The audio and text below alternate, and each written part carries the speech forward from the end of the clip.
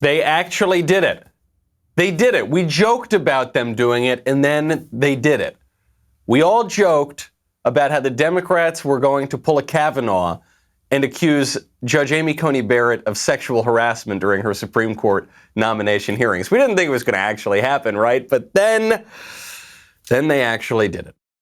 Since you became a legal adult, have you ever made unwanted requests for sexual favors or committed any verbal or physical harassment or assault of a sexual nature? No, Senator Hirono. Have you ever faced discipline or entered into a settlement related to this kind of conduct? No, Senator. There are many jokes to be made here. I am going to refrain from making them. Actually, I guess the Democrats themselves are the joke because the confirmation hearings only went downhill from there. I'm Michael Knowles. This is The Michael Knowles Show.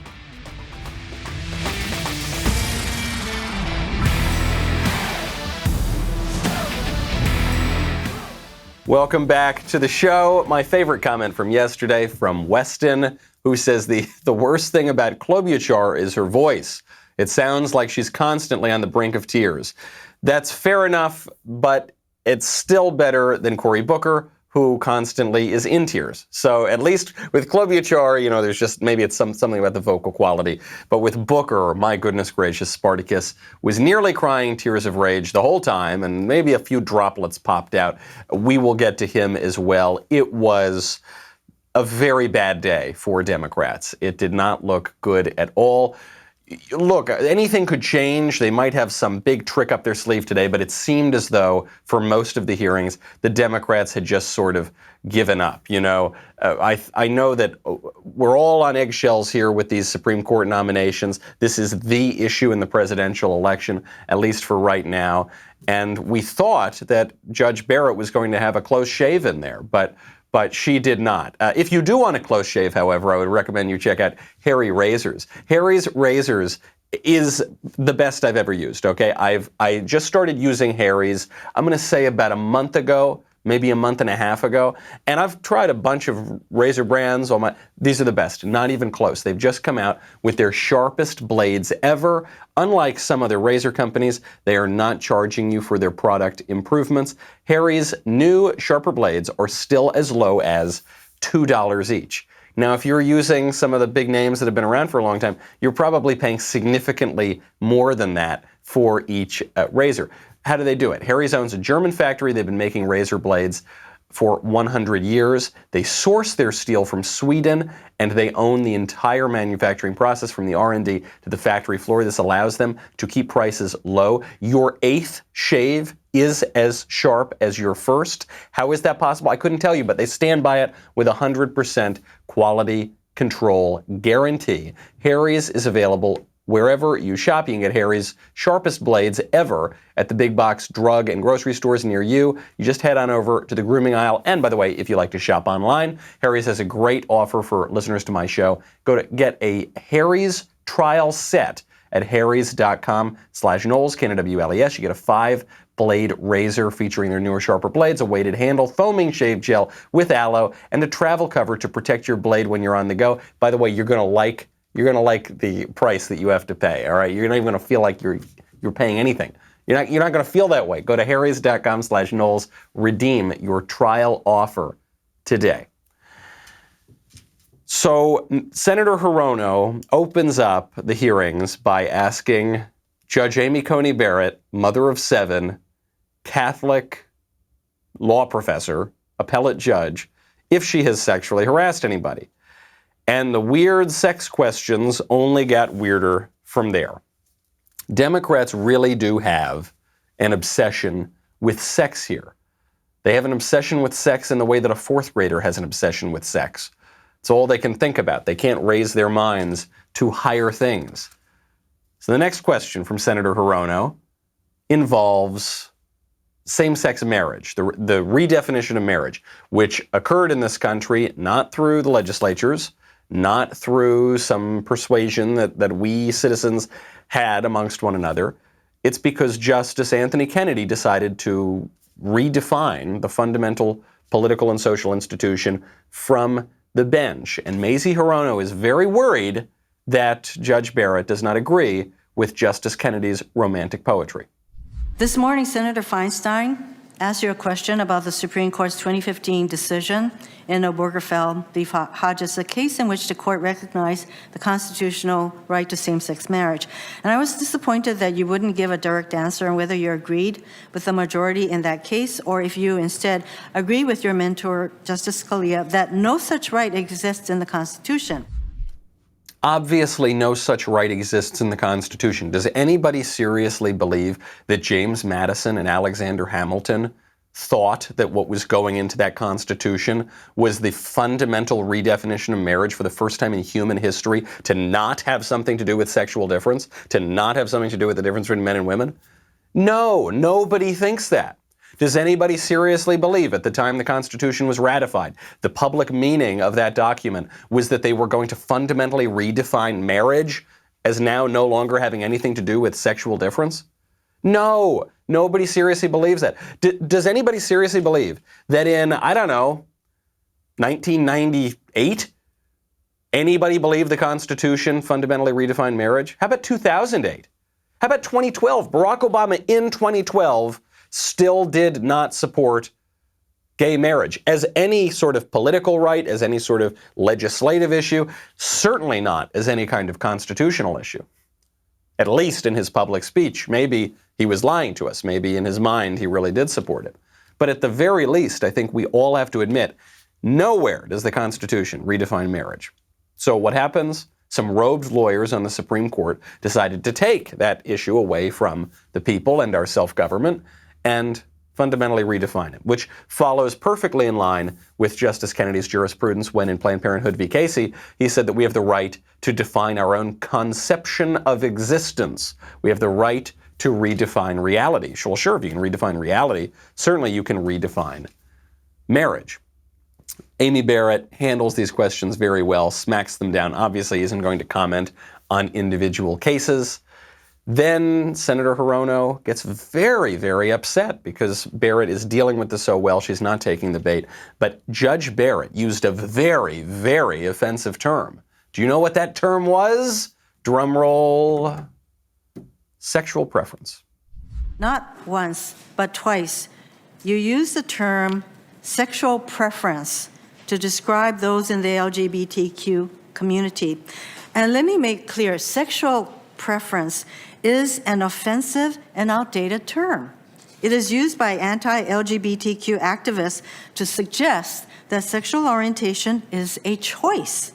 It is not. Sexual orientation is a key part of a person's identity. That sexual orientation is both a normal expression of human sexuality and immutable was a key part of the majority's opinion in Obergefell, which, by the way, Scalia did not agree with. So if it is your view that sexual orientation is merely a preference, as you noted, then the LGBTQ community should be rightly concerned whether you would uphold their constitutional right to marry. I knew that Senator Hirono was a hack. I didn't know that she was illiterate. I didn't know that she doesn't understand the basic meaning of words.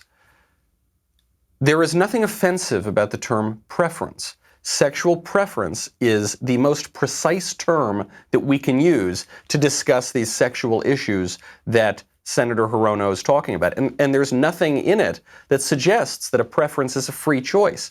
Preferences can be innate. Preferences can come to us from our very little childhood. I have had a preference for chocolate chip cookies over oatmeal raisin cookies for as long as I can remember. I did not freely choose this preference. I did not wake up one day and say, today I am now going to choose to prefer chocolate chip cookies. How about ice cream? People have preferences. Do you like chocolate ice cream or vanilla ice cream? I assume you didn't choose that preference. You didn't sit and intellectually decide, okay, I'm going to be a vanilla guy.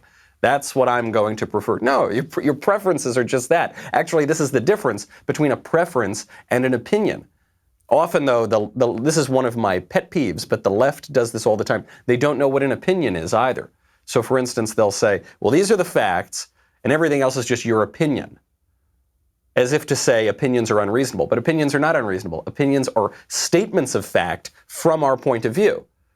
So I form an opinion using my faculties of reason. Opinions can be true, and some opinions are false. But we can debate opinion because they're actually referring to objective fact. There's a third option, which is preference. And you can't debate preference. De gustibus non disputandum est is a Latin phrase which means there's no arguing over taste. There's no accounting for taste. I can't say to you, excuse me, Johnny, you're completely mistaken. Vanilla is much more delicious than chocolate. I can try to make some arguments, but ultimately that question is coming down to a question of taste and preference. Talk about Democrats reaching. They're begging, they're trying to redefine this term, which is perfectly innocuous and perfectly precise, because they ain't got nothing on Judge Amy Coney Barrett. So finally, once Senator Hirono stopped embarrassing herself at the Senate, Dianne Feinstein, who sometimes embarrasses herself, but is at least more impressive than Mazie Hirono, she got up and she talked about the sexual question that the Democrats actually talk about, the ones that they actually want to know about, which is not sexual preferences. It's not even the redefinition of marriage. It is whether or not we're all going to continue to pretend that the Constitution protects the right to kill a baby. Dianne Feinstein goes directly after Roe. Do you agree with Justice Scalia's view that Roe was wrongly decided? So, Senator, I do want to be forthright and answer every question so far as I can. I think on that question, I'm going to invoke Justice Kagan's description, which I think is perfectly put. When she was in her confirmation hearing, she said that she was not going to grade precedent or give it a thumbs up or a thumbs down. And I think in an area where precedent continues to be pressed and litigated, as is true of Casey, it would be particularly, it would actually be wrong and a violation of the canons for me to do that as a sitting judge. So if I express a view on a precedent one way or another, whether I say I love it or I hate it, it signals to litigants that I might tilt one way or another in a pending case. So on something that is really a major cause with major effect on over half of the population of this country, who are women, after all, it's distressing not to get a straight answer. So let me try again. Let me try again, since I have no idea what you just said, Judge Barrett. And if you could please tone down the vocabulary here to, I don't know, maybe a second or third grade level, maybe I could understand it. You almost feel bad for Senator Feinstein listening to that exchange. Because what Amy Barrett does is she doesn't just say, it's my right not to say how I would rule on cases, which is fair enough. She doesn't owe Dianne Feinstein an answer on any case.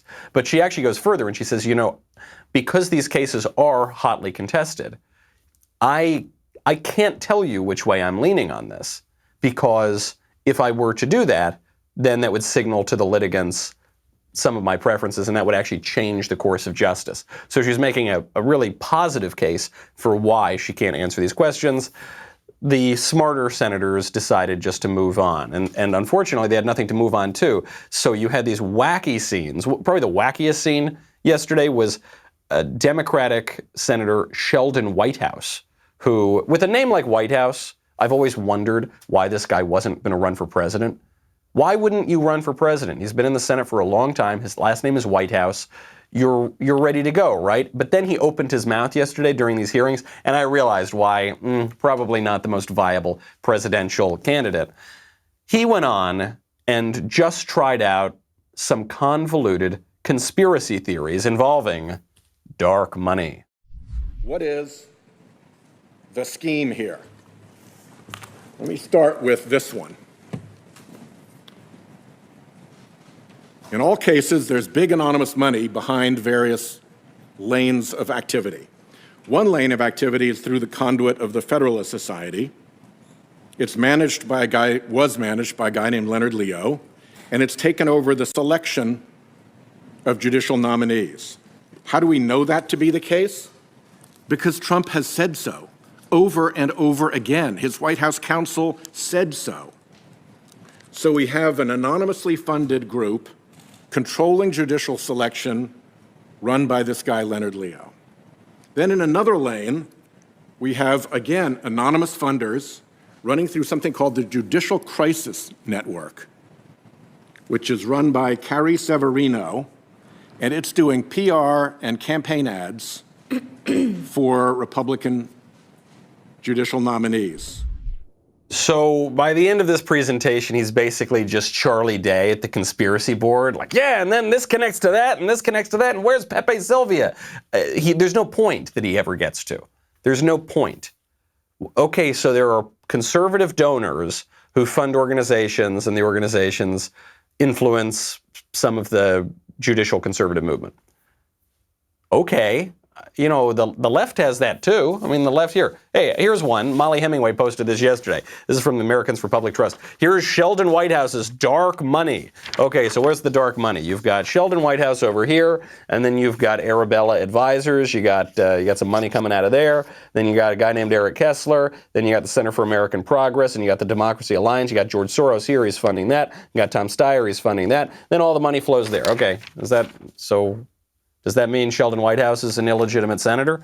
No, big politics attracts big money. No surprise there. I was speaking to Senator Cruz yesterday. We covered a little bit of this on the Verdict podcast. He pointed out to me that of the 20 top political donors, 14 of them give almost exclusively to Democrats. Another 3 of them give to both sides, and then only 3 give mostly to Republicans. So if the Democrats really want to open this dark money door, fine by me. The vast majority of the dark money is going to Democrats. But the point here from Sheldon Whitehouse is not to expose anything about money. Nothing he said implies anything illegal whatsoever. It's to delegitimize the court. It's to delegitimize this nominee so that they can try to stack it later. It's a cynical tactic, but overall probably the best card they had to play. And when they ran out of that, we could rely on Cory Spartacus Booker to cry tears of rage, not about Judge Barrett, but about President Trump. He didn't even try, really, to go after Judge Barrett. What you saw, I would say, as a general rule here, is that these guys were just not prepared. Now, you will want to be prepared, and there's no better time than to do it right now with ReadyWise. You should be prepared with long-term nutritional food options. ReadyWise has options such as emergency meals, freeze-dried fruits and vegetables for convenient on-the-go nutrition, new adventure meals for hiking, camping, and other outdoor activities. ReadyWise uses the finest ingredients and latest food prep technology to ensure optimal taste and freshness.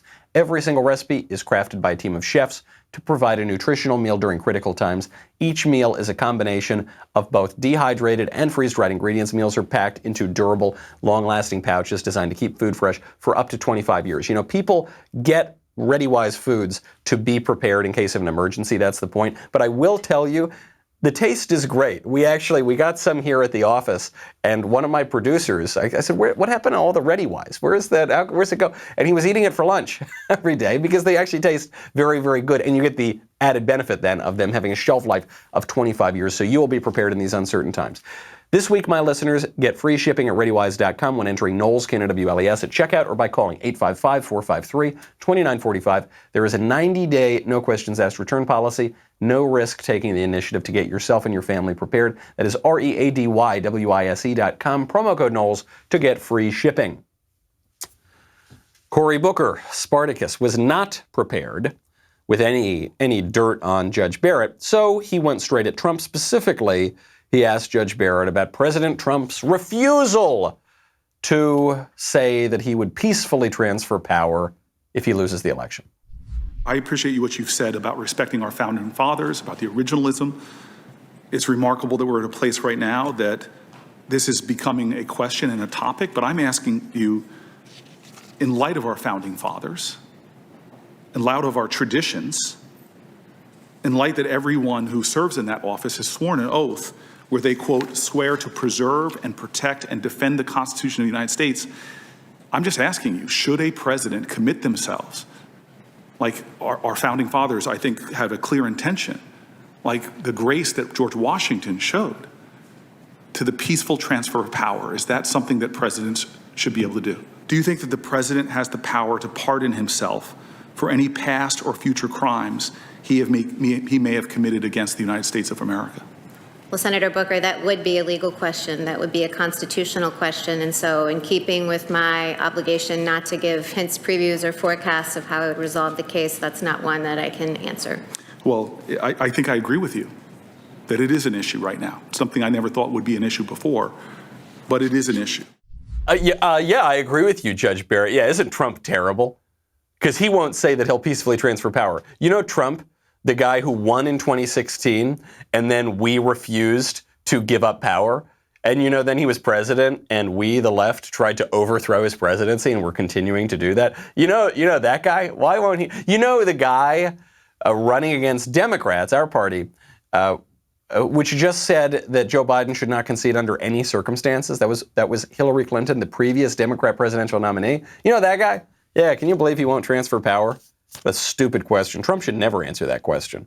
The minute you accept the premise of that question, you've already lost the idea that you might not peacefully transfer power to the left, which has spent the last 9 months burning the country to the ground. So once he moves past that stupid hack talking point, then he moves to another stupid hack talking point and asks Judge Barrett to condemn white supremacy. I'm going to ask you some questions that if you had told me 5 years ago that would be questions asked at a Supreme Court nomination hearing, I would have thought they wouldn't be possible. But unfortunately, I think they're necessary to ask you. And I hope that you'll give me direct answers. The first one, you've already spoken towards issues of racism and how you deplore it. But I want to just ask you very simply, and I imagine you'll give me a very short, resolute answer. But you condemn white supremacy, correct? Yes. Thank you. I'm glad to see that you said that. I wish our president would say that so resolutely and unequivocally as well. But we are at a time that Americans are literally fearful because their president cannot do that in the resolute manner in which you did. I'm sorry that question had to even be asked at this time. I'm sorry, I don't want it to be asked, but it has to be asked. It has to be. Judge Barrett, do you condemn the tooth fairy?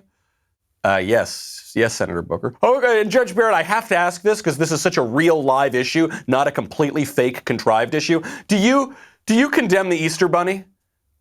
Sure, Senator Booker, I condemn the Easter. Okay, I have to ask you that. I didn't know what your answer would be. Judge Barrett, who has 2 black kids that you adopted from Haiti, I didn't know your answer because Trump won't condemn that super real thing, that thing that's totally real, that millions of people support. You know, white supremacy, you know that thing that's totally real? He just won't. He won't condemn it. Right, Mr. President? Racism is evil, and those who cause violence in its name are criminals and thugs, including the KKK, neo-Nazis, white supremacists, and other hate groups that are repugnant to everything we hold dear as Americans. And you had people, and I'm not talking about the neo-Nazis and the white nationalists, because they should be condemned totally. We are a nation founded on the truth that all of us are created equal. We are equal in the eyes of our Creator. We are equal under the law, and we are equal under our Constitution. Those who spread violence in the name of bigotry strike at the very core of America. How many times do I have to reject? I've rejected David Duke.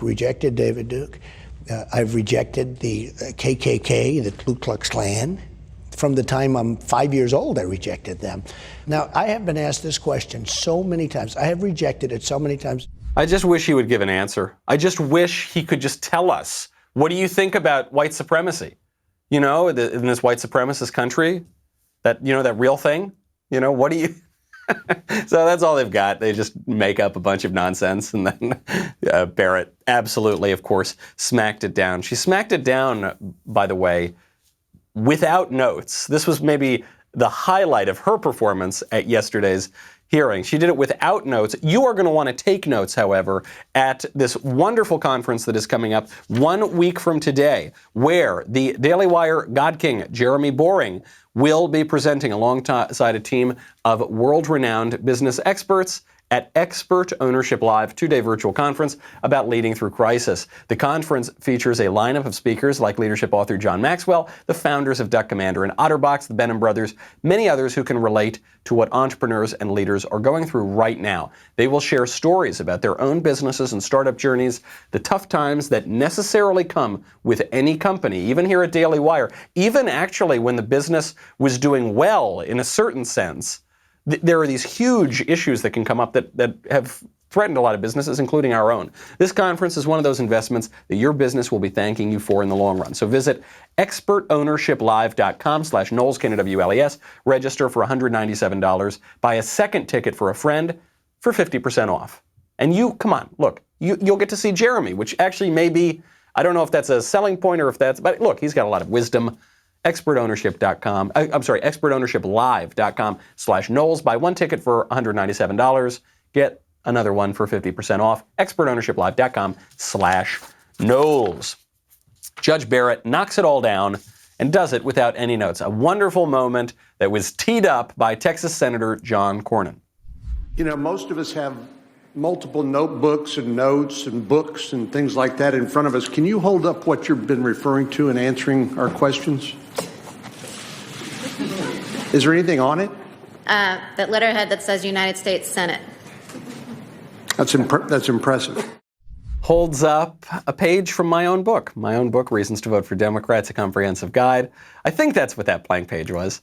Speaking of which, by the way, this is just a little personal side note. I am selling so many copies of this blank book, Reasons to Vote for Democrats, a Comprehensive Guide, which President Trump called a great book for your reading enjoyment.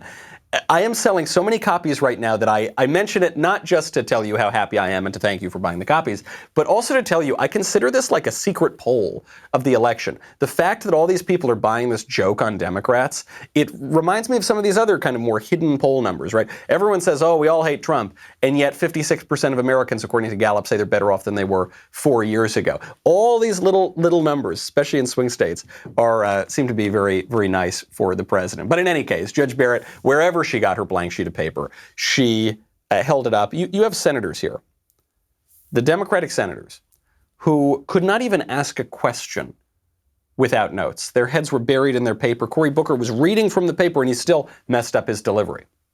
You have a Democratic presidential nominee who can't remember his own name.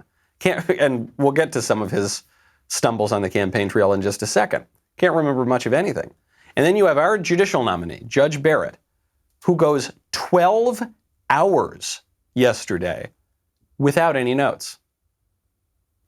The left, the Democrats, they don't have a chance against that.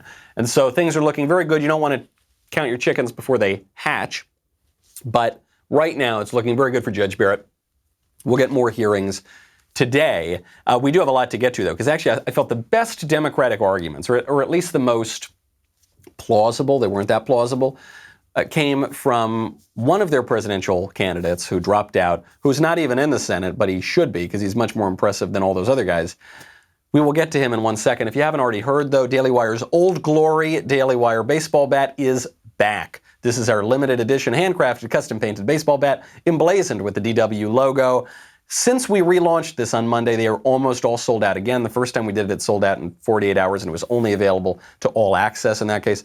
Today is the last day they will be available. I don't even know if they're still available right now, but you can try to get yours, okay? Try to get your number in. Text the keyword baseball, BASEBALL, to 83400. That's 83,400. 83400 to purchase your bat today. We'll be right back with a lot more.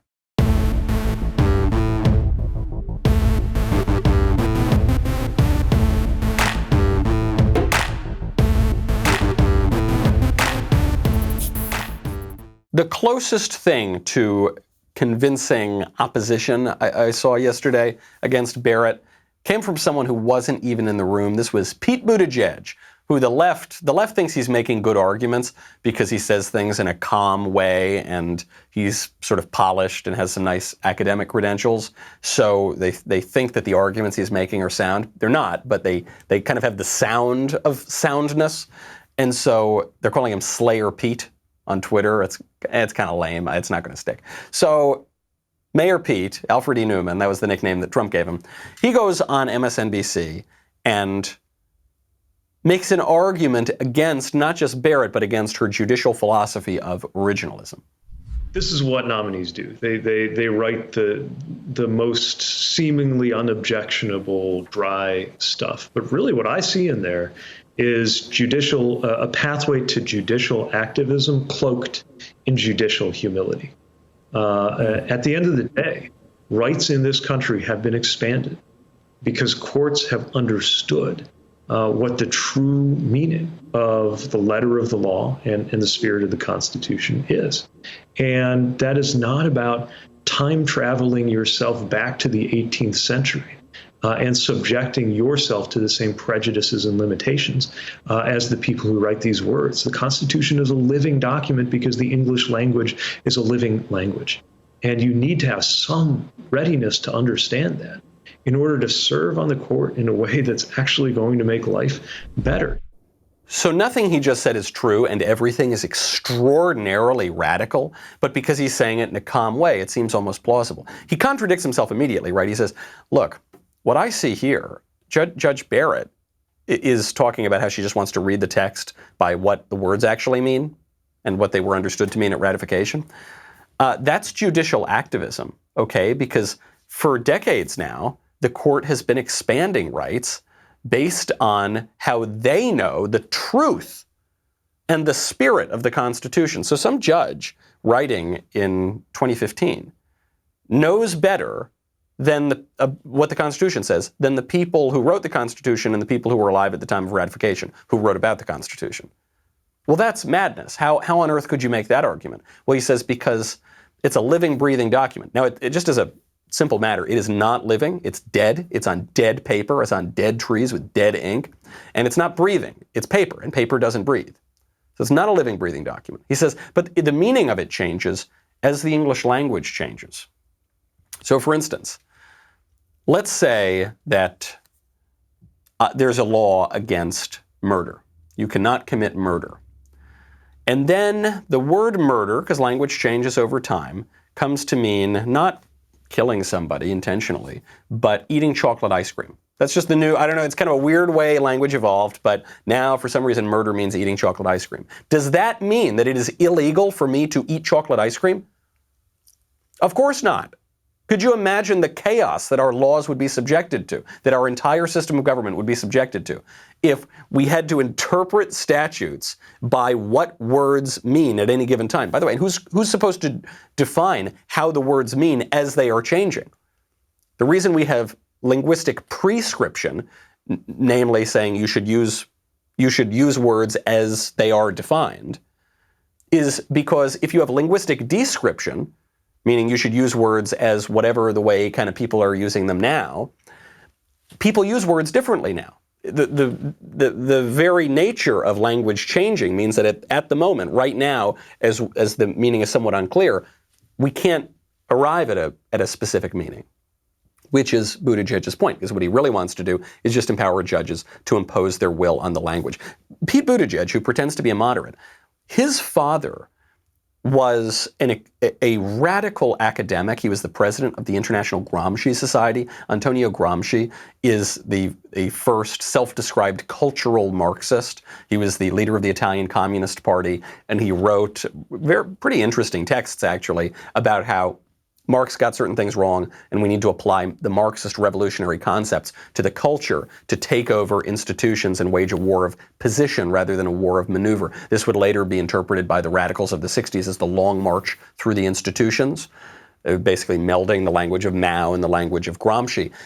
Buttigieg's dad was such an admirer of Gramsci that he was a co-founder and president of the International Gramsci Society. Okay, this guy is coming from a very radical intellectual perspective, which comes down to, and Gramsci, by the way, is one of the major influences on what we now call political correctness. Well, what Buttigieg is talking about is political correctness, right? He's just saying, yeah, we're going to redefine words to mean whatever we want them to mean, and then however we define them, conveniently, that's what we're going to read into the Constitution. He then tries to defend this by citing Thomas Jefferson. It was actually Thomas Jefferson himself who said that we might as well ask a man to still wear the coat which fitted him when he was a boy, as expect future generations to live under what he called the regime of their barbarous ancestors. So even the founders that that these kind of dead hand originalists claim fidelity to understood better than their ideological descendants, today's judicial so-called conservatives, the importance of keeping with the times. And we deserve judges and justices who understand that. What Thomas Jefferson was referring to, you don't need a crystal ball, you can just read the rest of his writing. What he's referring to is not how future generations should redefine basic language and usurp the power of the people to define how they're going to live. He's talking about the amendment process. Nobody says we should live under exactly the same constitution that they had in the 18th century. They're saying, yeah, we should change it with the times. Even Antonin Scalia said, he wished it were even easier to change the Constitution, but there is a process. It's called the amendment process. But Buttigieg knows his radical ideas would never make it through the amendment process. So instead, he just wants to steal power. Even Buttigieg, who's, I guess, the most articulate of the Democratic players right now, who's coming out, nothing. He's offering nothing. He's offering just spurious, ridiculous arguments. So Barrett did very well. We're going to hear more from her today. The way you know that this is not going very well for Democrats is that even the mainstream media are trying to change course here. Nancy Pelosi was on talking to Wolf Blitzer on CNN, and, you know, CNN just carries water for Democrats all the time. But on this issue of the current process, Wolf Blitzer actually cut her off, and Nancy Pelosi became so enraged, she accused them of shilling for the Republicans.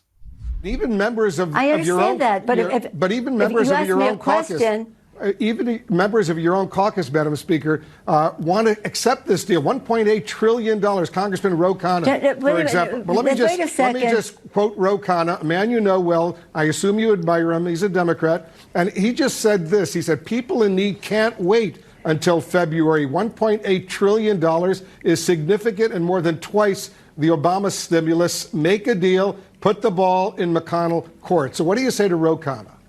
What I say to you is, I don't know why you're always an apologist, and many of your colleagues apologists for the Republican position. Ro Khanna, that's nice. That isn't what we're going to do, and nobody's waiting till February. CNN, they're apologists for the Republican position? How can Nancy Pelosi say that with a straight face? Not even Fox is apologizing and defending Republican positions anymore, much less CNN. Are you kidding me? Are you kidding me? How does she say that? Because occasionally they push back on Democrats, and the Democrats are not used to that. The thing you have to remember, though, is that Wolf Blitzer and Nancy Pelosi want the same thing. They want more government power, and they want to spend more and more money, and they want Democrats to win elections. They want the same goals, but they're having a disagreement over tactics. When the media and the left disagree, it's never over the end goal. When the media and conservatives disagree, it's over the goals. It's over the vision of the country. It's over the politics. But the political system, rather. When the media and the left, elected Democrats, are disagreeing, because obviously the media are the left, but when the media and elected Democrats are disagreeing, it's over tactics, not politics. Pelosi is saying, I'm going to play hardball with Trump and maybe we don't get a deal on COVID. Wolf Blitzer is saying, damn it, you need a deal on COVID because we're losing this election. So come on, Nancy, get your act together. It's like a little spat between lovers. They do want the same thing in the end, but there is disagreement now on the left about how they go about that. They've got no answer. Joe Biden was asked about that Gallup poll I referred to earlier, how 56% of Americans say they're better off today than they were 4 years ago. He was asked about what he would say to people who feel that way. Not only did he not have an answer, it wasn't just that, he had the worst answer possible. Gallup reported last week 56% of Americans said that they were better off today than they were 4 years ago, would have been under the Obama-Biden administration. So why should people who feel that they are better off today under the Trump administration vote for you? Well, if they think that, they probably shouldn't. I'm Donald Trump, and I approve this message. I don't think that's an actual Trump campaign ad. I think someone just clipped that together on the internet, but it could be. I think Trump should run that ad. What do you say to people who say they're better off under Trump, even with a pandemic, even with an economic collapse, they're better off under Trump than they were under you? Because, well, I got nothing to say to them. I guess they shouldn't vote for me. Wrong answer. I mean, it's the correct answer. It's the true answer, but politically, it's incorrect. Politically, it's not advantageous. Compare that guy to President Trump, who is now, he's feeling better than ever. He goes to a rally in Pennsylvania. He says he's feeling so good. He's feeling so safe from the virus. He wants to kiss everybody. And I could have stayed in the basement of the White House or maybe the top floor of the White House. I could have done that, but I'm the president of the United States. I can't do that. I got to get out, and I have to meet people, and I have to see people, and I know it's risky to do that, but you have to do what you have to do. You know, I'm the president. I can't sit in the basement and say, let's wait this thing out. I'm not going to do that. And now I'm immune, they tell me. I'm immune. I could come down and start kissing everybody. I'll kiss every guy, man and woman, man and woman. Look at that guy, how handsome he is. I'll kiss him. Not with a lot of enjoyment, but that's okay. I'll kiss them all the men and the women, even the men. It won't be my favorite. You got to remember, and we always forget it about this guy because he's pretty smooth about it. This is a showman. This guy is a comedian. I mean, he is a top-tier comedian. He's a top-tier Hollywood guy and has been for 30 years. And I'm glad he's going out there and doing rallies. He should be doing a whole lot more rallies. That is where he is thriving. Democrats are trying to cook the debates. That's the right thing. Compare that guy on his feet. There was a video going around of Trump dancing the YMCA on one of these platforms, one of these rally stages. There's no need to be unhappy. He's feeling good. He's feeling healthy. Compare that to Joe, who hasn't even had the coronavirus. He can't remember anything. You may remember I got in trouble when we were running against the senator who was a Mormon, the governor, okay? And I took him on. No, he is a senator. He was a governor. I like that Joe Biden starts this up. You may remember... No, you may remember. I hope you remember, because I don't remember. What were we talking about? Where am I? It's Joe Biden. That's Joe Biden without coronavirus. Donald Trump with coronavirus, much more vigorous than Joe Biden without coronavirus. Speaking, by the way, of Senator Romney, I mean, Biden has, you've seen these. He's had so many of these moments. He just recently, again, said that he's a proud Democrat running for the Senate. You know, he doesn't even remember what office he's running for. Very, very sad. And in the midst of this, speaking of Mitt Romney, you have the answer to the question that nobody was asking. Romney says, here are my thoughts on the political situation. It's one of these stupid, awful infographics. He goes, I've stayed quiet with the approach of the election, but I'm troubled by our politics, as it has moved away from spirited debate to a vile, vituperative, hate-filled morass that is unbecoming of any free nation, let alone the birthplace of modern democracy.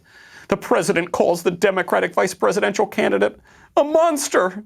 He repeatedly labels the Speaker of the House crazy.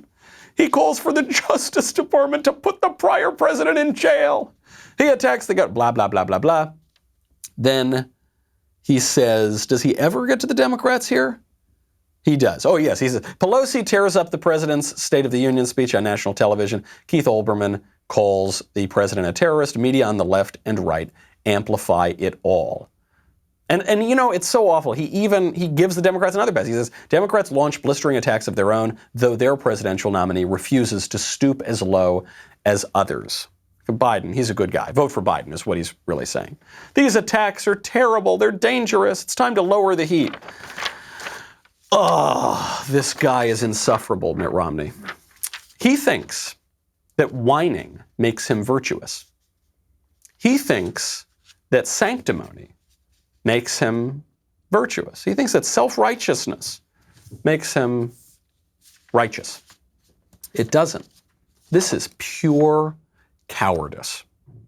That's what we've got from Romney. You know, I voted for the guy in the general in 2012, but in my defense, I worked for two of his primary opponents. I always knew Romney was like this, and he's proving it right. This is pure cowardice. Because what Romney's saying is, I'm a Republican, but not one of those Republicans. What Romney's saying is, I hate the political reality. Fine, I think a lot of us hate the political reality. Or at least we would prefer a different political reality. Yeah, I think all of us would. And he says, and I'm so much better than our politics. I'm so much better than this. I don't want to have to do this. I don't want to have to vote for Trump. He's mean. Buddy, there is nothing nice and kind and virtuous about divorcing yourself from reality and choosing to live in fantasy. Nothing at all. This is where we are. Politics happens in reality. It doesn't happen in fantasy. It doesn't happen in ideological manifestos. It doesn't happen in Mitt Romney's pruned and gardened, wonderful, walled-off life. It happens in reality. And if you want to do anything for us in politics, you have to do it in reality. And these thinly veiled, sort of subtle endorsements of Joe Biden, who would empower all of these awful people, is a cowardly, low sort of thing to do.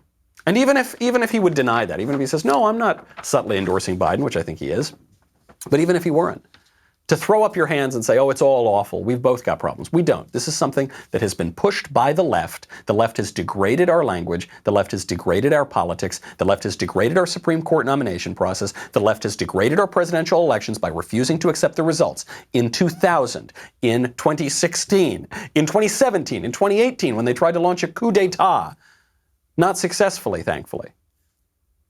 They have done this. And what Romney wants to say is, oh, we're both bad, aren't we? Yeah, I'm a good guy. Don't you like me? Pathetic. Absolutely pathetic. So it is an embarrassment that man is in the U.S. Senate. It would be so much better if he were not in the U.S. Senate and if he gave that seat up to a conservative who has courage, which is a virtue, and it's the prerequisite for all of the other virtues. I've got to get to gay cookies before we go. I have to. I want to end where we began, on Democrats' weird sex obsession. Oreos, beginning October 9th, are shipping out rainbow-colored cookies. Colored cream cookies that are given away to the first 10,000 people to share on social media their idea of allyship. Allyship is some newfangled word that refers to endorsing the sexual revolution, endorsing the left's view on sex. Specifically, they say it used to be with regard to homosexuality. Now it's obviously expanded much more than that to the LGBT, which is kind of, the T undermines the G, right? Because the transgender undermines the arguments for same-sex attraction or the homosexual orientation, because the T undermines your gender. So, just to put it in simple terms, if you're a gay guy and you say, oh, I can't change this, I was born this way, and then you got the transgender movement comes along and says, of course you can change your gender. So then the gay guy makes himself cosmetically look like a woman. I guess he's no longer a gay guy. So I guess he did change his sexual orientation. Or he didn't change his gender. Or gender is a silly concept pushed by the left and really there's biological sex, which obviously you can't change. Either way, this is an ideology. This is not a sexual preference or a sexual orientation or whatever words you want to use. This is left-wing ideology. And it's even come into our cookies. Cookies! How did we get here? The Democrat obsession with sex, the left's obsession with sex, it's not about guys who are sexually attracted to other guys, or gals who are sexually attracted to other gals, or people who are confused about their sex or have some kind of psychological issue. Not about that at all. Not about that at all. It is about control. It derives from a simple phrase that the feminist left gave us in the late 1960s, early 1970s. The personal is the political. The personal is the political. That basically politics has to come down to everything in our society. Has to enter into the bedroom, has to enter into the local community, has to enter into our sneakers, has to enter into our food, has to enter into our chicken sandwiches, has to enter into our cookies. Everything has to be political. But there is a flip side to this, which is as everything becomes political, the only thing that gets depoliticized is politics. No longer are we permitted to have disagreements over the way our Constitution should be enforced in our country. And how the systems that the Constitution sets up, I'll be more precise, will make the laws for us. We're not allowed to have those discussions anymore. We're not allowed to have those debates. Now we have to just pretend that the Constitution means whatever Pete Buttigieg says it means, or whatever Anthony Kennedy says it means, or whatever Ruth Ginsburg says it means. But interestingly, not what Amy Barrett says it means. Politicizing everything is a distraction and an unmooring from any kind of traditional sense of our society, so that we will be distracted, look away, and in the meantime, our actual political questions, eternal questions, justice, equality, liberty, all these things that we debate and we try to figure out how they should be enacted in our society, those are taken away from us, and those are now being made by the very ideologues who are distracting us with bread and circuses. And we saw a circus yesterday on Capitol Hill. Bread and circuses and gay cookies. All to turn us away from the real political decisions that are being made far, far away from the free choice of we the people. That's our show. I'm Michael Knowles. This is The Michael Knowles Show. I'll see you tomorrow.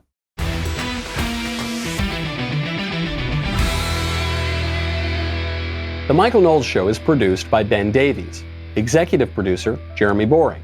Our technical director is Austin Stevens. Supervising producers, Mathis Glover and Robert Sterling. Assistant director, Pavel Wadowski. Editor and associate producer, Danny D'Amico. Audio mixer, Robin Fenderson. Hair and makeup, Nika Geneva. And production assistant, Ryan Love. The Michael Knowles Show is a Daily Wire production. Copyright Daily Wire 2020. You know, the Matt Walsh Show, it's not just another show about politics. I think there are enough of those already out there. We talk about culture because culture drives politics and it drives everything else. So my main focuses are life, family, faith. Those are fundamental, and that's what this show is about. I hope you'll give it a listen.